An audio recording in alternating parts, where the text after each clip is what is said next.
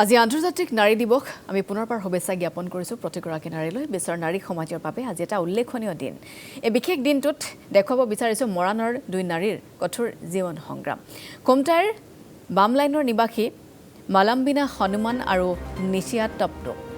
দুই মহিলাই ৰাজমিস্ত্ৰীৰ লগত বিগত প্ৰায় 10 বছৰ ধৰি কাঠমিস্ত্ৰীৰ কাম কৰি আহিছে অৰ্ডাৰ পালে দুই চকী টেবুল বিছনা আদিও নিৰ্মাণ কৰে ফুটবল খেলতো অসমক প্ৰতিনিধিত্ব কৰি চৰ্চালৈ আহিছে এই দুয়োগৰাকী মহিলা মালম্বিনা হনুমানে ভিন্ন ফুটবল প্ৰতিযোগিতাত অসম দলৰ হৈ খেলাৰ লগতে মাৰ্টাৰ্ছ এথলেটিক্সো যিখন প্ৰতিযোগিতা সেই প্ৰতিযোগিতাত সোণৰ পদক লাভ কৰি আহিছে পৰ্যাপ্ত সা-সুবিধাৰ অভাৱত দুয়োৱে কঠোৰ জীৱন সংগ্ৰাম বাছি লৈছে আৰু তেওঁলোকৰ মনৰ ভাৱ এক সুন্দৰ প্ৰতিবেদনৰ জৰিয়তে আপোনালোকলৈ আগবঢ়াবলৈ বিচাৰিছোঁ আৰু সেই প্ৰতিবেদন প্ৰস্তুত কৰিছে মৰাণৰ সাংবাদিক পূৰ্ণানন্দ শইকীয়াই চাওঁ আহক এই বিশেষ প্ৰতিবেদন হয় আজি আন্তৰ্জাতিক নাৰী দিৱস প্ৰতিগৰাকী নাৰীলৈ আজি এই শুভ দিনটোত শুভেচ্ছা জ্ঞাপন কৰিছোঁ আৰু আজি আমি দেখুৱাব বিচাৰিছোঁ দুগৰাকী মহিলা যেহেতু আজি নাৰী দিৱস আৰু এই নাৰী দিৱসৰ লগত সংগতি ৰাখি আমি দুগৰাকী মহিলাক দেখুৱাব বিচাৰিছোঁ যি মৰাণৰ সমীপৰ খুমটাই বাম লাইনৰ এই হয় দুগৰাকী মহিলা তেওঁলোকে কঠোৰ পৰিশ্ৰমে তেওঁলোকে কাঠৰ কাম কৰি পৰিয়ালটো পোহপাল দিয়াৰ লগতে দুয়োগৰাকী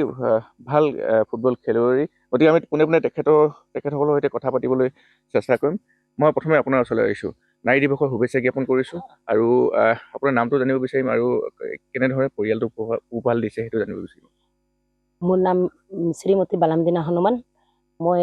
ঘৰৰ মানে ডাঙৰ নহয় ককাইকেইটা আছে তথাপি সিহঁতি বিয়া পাতি বেলেগে থাকে মোৰ লগত থাকে দেউতা বৃদ্ধ আছে আৰু ভণ্টি আছে ভাইটি আছে আৰু মই নিজে ঘৰটো চলাওঁ আৰু দিন হাজিৰা কৰোঁ আৰু কেতিয়াবা অৰ্ডাৰ পালে আমি কাঠমিস্ত্ৰীও কৰোঁ ঘৰতে আৰু কাঠ ফালি নিজে আনো কাঠ লৈ নিজে যাওঁ বা কাৰোবাৰ বাৰীৰ পৰা কোনোবাই আধি দিলেও আমি নিজে লৈ যাওঁ আৰু নিজে ফালি আনো কাঠমিল লৈ কি বনায় এনেইতো কাঠৰ বস্তু চবেই বনাওঁ আৰু পালেং চিট আৰু আলনা চালনা চবেই বনোৱা পকা মিস্ত্ৰী কৰে নেকি পকা মিস্ত্ৰী কৰোঁ আৰু কেতিয়াবা আমি দিন হাজিৰা কৰিব যাওঁ পাত ছিঙিব যাওঁ আৰু কেতিয়াবা মোৰ খেলৰ কোনোবাই ফোন মাৰিলে মানে মই খেলিবলৈ যাওঁ কি খেলে ফুটবল খেলোঁ মই অসমৰ হৈ খেলিছে নেকি অসম হৈ খেলিছোঁ মই 3-4 বাৰমান আৰু এতিয়া খেলি আছোঁ বৰ্তমান এতিয়া মই ভেটানো খেলিলোঁ 4 বাৰমান খেলিলোঁ তথাপি মই 3টা ইভেণ্ট খেলিব পাৰে 3টা ইভেণ্টত মই 3বাৰ গৈছোঁ 4বাৰ গৈছোঁ 4বাৰো মই গ'ল্ড মেডেলে পাইছোঁ চৰকাৰী কিবা সুবিধা পাইছে নে চৰকাৰী সুবিধা একো নাই পোৱা মই নাই পোৱা আজি নাৰী দিৱসৰ দিনটোত আপোনালোকৰ যিটো দিশ আমি দৰ্শকসকলক দেখুৱাব বিচাৰিছোঁ কি ক'ব বিচাৰিব নাৰী দিৱসৰ দিন নাৰী দিৱসৰ মানে আমিনো কি ক'ম আমি শুভেচ্ছা জ্ঞাপন কৰিছোঁ আৰু আমাৰ ফালৰ পৰা আমাৰ আৰু যি আমাৰ দুখ বেদনা আছে আমাৰ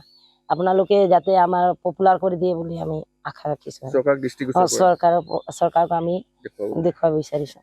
ধন্যবাদ জনাইছোঁ মই আপোনাৰ আছোঁ আপুনিও কেনেধৰণে ঘৰখন চলাই আহিছে মই এনেকৈ কি কোনোবাই যদি এনেকৈ কাঠৰ বস্তু বনাব কয় তো মই বনাই দিওঁ সিহঁতি পইচা দিয়ে তাৰপিছত ঘৰখিনি চলাওঁ তাৰপিছত তেনেকৈ পাত চাত ছিঙিব মাতিলে এইফালে যাওঁ পকা কাম কৰে মিস্ত্ৰী যোগালী ফুটবলো খেলিছিলে আপুনি ফুটবল আগতে খেলিছিলোঁ এতিয়া এৰিলোঁ ঘৰখন চলোৱা অসুবিধা হয় নে অসুবিধা হয় সেইটো কাৰণে দুয়োগৰাকীয়ে খেলিছিলে এতিয়া লগতে আপোনালোকে কাঠৰ কাম কৰে লগতে দুটাই কৰোঁ যোগালীও লগতে যাওঁ আৰু পাত ছিঙিব লগতে যাওঁ আপোনাৰ নামটো নিচিয়া টপ আপোনাৰ গাঁওখন এই ঠাইটুকুৰ নাম কি 2 ঘণ্টা বামলাইন 2 ঘণ্টাই বামলাইন হয় ধন্যবাদ জনাইছোঁ আৰু ইতিমধ্যে আমি দৰ্শকসকলক দেখুৱাইছোঁ তেওঁলোকে কাঠৰ কামৰ উপৰিও অসমৰ হৈ প্ৰতিনিধিত্ব কৰি আছে ফুটবল খেলত আৰু আচলতে চৰকাৰৰ যিখিনি সুবিধা সেই সুবিধাখিনি তেওঁলোকে পোৱা নাই বুলি তেওঁলোকে অভিযোগ উত্থাপন কৰিছে গতিকে আজি আমি দেখুৱাব বিচাৰিছোঁ যে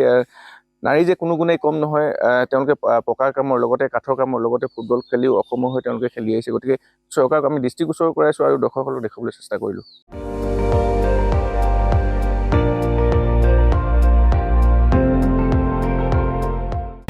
আপুনি চাই আছে ND24 সৰ্বশ্ৰেষ্ঠ নহয় সৰ্বোত্তমৰ দৌৰত